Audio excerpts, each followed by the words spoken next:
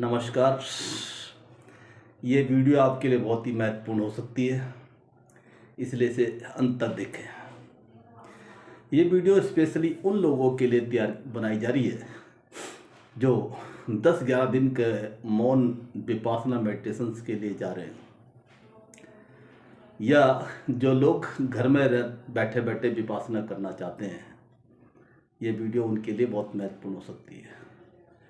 अब जो लोग 10-11 दिन के मेडिटेशंस के लिए जा रहे हैं, वो अपने मनोबल को बिल्कुल संकल्प लेके जाए कि 10-11 दिन हमें वहाँ रहना है, चाहे कुछ भी हो। वो तभी वहाँ 10-11 दिन रह सकते हैं।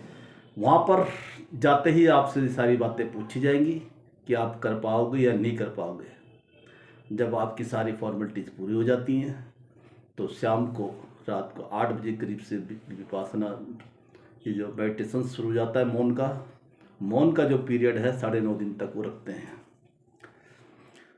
9.5 दिन तक आपके मोबाइल आपके पास नहीं रहेंगे, कोई भी चीज़ पढ़ने को आपको नहीं मिलेगी, किसी को नमस्ते भी आपने नहीं करना है, बिल्कुल मौन वहाँ पर रहना है। हालांकि जो धम्मा सेवक होते हैं उनसे आप बातचीत कर सकते हैं, सहायता ले सकते हैं। अब सुबह 3:30 बजे जो वहाँ के सेवक होते हैं, जो सेवक मतलब जो पुराने आदमी जिन्होंने पहले मेडिटेशन करा होता है, वो आपके दरवाजे पे नॉक करने आ जाते हैं। वो 4 बजे आपको विपासना हॉल में पहुँचना ही होता है। आप नहीं पहुँचेंगे दोबारा वहाँ पर आएंगे। तो एनी हाउ आपको 4 बजे वहाँ पहुँचना है, और 4 बजे से लेकर रात के 9 बजे तक विपासना मेडिटेशन आपका चलता है। बीच में 1 घंटा ब्रेकफास्ट का, नाश्ते का मिल जाता है। 1-1.5 घंटा फिर आपका लंच का मिल जाता है 11 बजे करीब। और शाम को जो नए लोग होते हैं जिनका पहली बार ये मेडिटेशन जो करते हैं, उनके लिए शाम के टाइम एक रिफ्रेशमेंट भी रखा जाता है, यानी जो खाने के बराबर होता है। जो पुराने लोग होते हैं उनके लिए शाम के टाइम का रिफ्रेशमेंट नहीं होता है। अब जब आप वहाँ बैठते हैं, तो जब बैठते हैं मेडिटेशंस करने के लिए, तो उसमें आप किसी तरीके से बैठ सकते हैं। एक तो ये आसान है जिसमें मैं बैठा हूँ, एक आप इस तरह से भी बैठ सकते हैं, तीसरा आप इस तरह से भी बैठ सकते हैं। लेकिन बैठते बैठते आपकी जो टांगे हैं ये थक जाती, बिल्कुल टूट जाते हैं।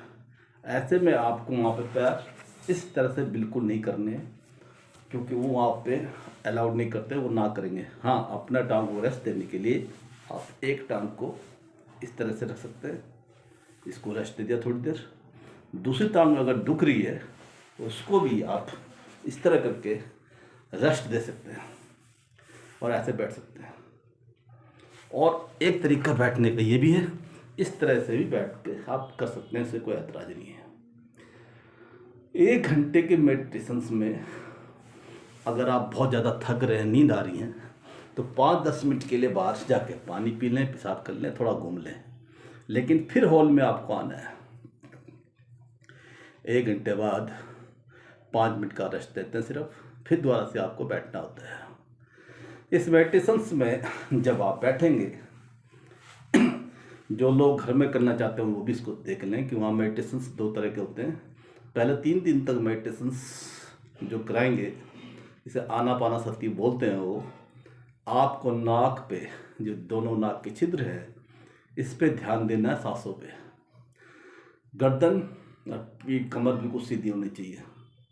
सांस लेनी नहीं है, सांस जो अपना आप चल रही है उसको महसूस करनी है।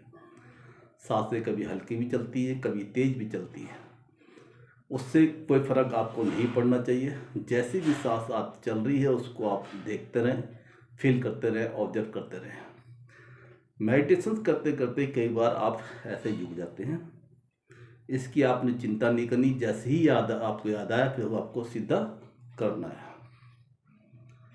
और साथ ही आपको मेडिटेशन करते करते कई बार आपके विचार इधर भाग गए, दूसरी जगह पर, कई बार कहीं और भाग गए, या कुछ चीज़ें आप वहाँ देख लेते हैं। इससे बिल्कुल भी विचलित आपने नहीं होना है। आप मेडिटेशन करते करते, आप पहले दिन मेडिटेशन करते हैं, दूसरे दिन बोर हो जाते हैं, लेकिन अगर आप संकल्प देते हैं रोज़ कि मैंने किसी भी तरह से 10 दिन यहाँ पर काटने हैं, तो कट जाते हैं, इसमें कोई दिक्कत नहीं है। कुछ लोग ऐसे भी होते हैं जो शुरू से ही जिनका मेडिटेशन लग जाता है, ऐसे भी कुछ लोग होते हैं। लेकिन ज़्यादातर लोग ऐसे होते हैं जो 2 दिन में छोड़कर भाग जाते हैं, कुछ लोग 6 दिन में छोड़कर भाग जाते हैं। तो संकल्प शक्ति आप अपना बढ़ाएं, 10 दिन किसी भी तरह से आप पूरे कर लें, और 10 दिन पूरे करने के बाद जब आप मेडिटेशंस घर पर भी करते हैं तो फिर आपको चमत्कारिक प्रभाव मिलते हैं। एक मेडिटेशन जो दूसरा मेडिटेशन है वो कराते हैं, वो टॉप हेड से लेकर पाँव के जो हमारे ये नाखून होते हैं वहाँ तक पहुँचना है, प्रत्येक जगह से जाकर फिर नाखून से फिर दोबारा यहाँ तक आना है। और आपके जो प्रत्येक ऑर्गन्स हैं, सेल्स हैं, टिश्यूज हैं, वहाँ पर भी आप जा सकते हैं। तो इस मेडिटेशंस को जब आप कंटिन्यू करते हैं तो बहुत ही इसके फ्रूटफुल असर आपको दिखाई देंगे, और जिसकी मैं भी यहाँ पर एक्सप्लेन नहीं कर सकता, व्याख्या नहीं कर सकता। लेकिन आप अगर वहाँ जाते हैं तो 10 दिन तक आप वहाँ पर रहें और आप इस मेडिटेशन को पूरा करें। ये ज़रूर आपका लिए काम आएगा, आपको फ़ायदा देगा, आपके जीवन में बहुत कुछ लेकर आएगा। ये आप घर में कुछ भी पूजा करते हो, पूजा पाठ करते हो, उससे इससे कोई फर्क नहीं पड़ता। जब इसे करने के बाद आप और अपने देवी देवताओं को, अपने उनको और ज़्यादा प्रेम करते हैं और ज़्यादा इज्जत देते हैं। तो इस मेडिटेशंस को 10 दिन के लिए जाएं। जो लोग जा रहे हैं वो पूर्ण रूप से मनोबल से जाएं, संकल्प लेके जाएं और बिल्कुल तैयार होकर रहें। उनकी कामयाबी मिलेगी, और जब कामयाबी मिलेगी जीवन में हर क्षेत्र में वो सफल होंगे, क्योंकि इसे मेडिटेशन करने के बाद वो जान पाता है कि मुझे ज़िंदगी में कैसे जीना है। आर्ट ऑफ लिविंग का ही मेडिटेशन चाहिए।